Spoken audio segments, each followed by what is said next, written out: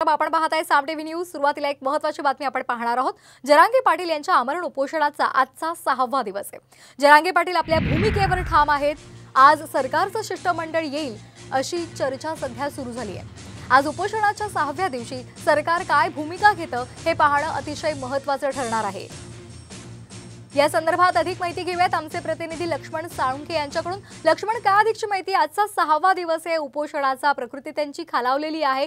सरकारचं शिष्टमंडळ येईल आणि चर्चा करेल अशा चर्चा सुद्धा पाहायला मिळतात, काय एकूण माहिती? आपण बघू शकतो की आमरण उपोषणाचा आजचा हा 6वा दिवस आहे। आपण बघू शकतो की काल मनोज जरांगे पाटील यांची तब्येत खालावलेली होती। आजही तीच परिस्थिती आहे। काल त्यांनी उपचार घेण्यासाठी थोडासा प्रतिसाद दिला होता, मात्र त्यांनी काही क्षणानंतर ती सलाईन सुद्धा काढून टाकलेली होती।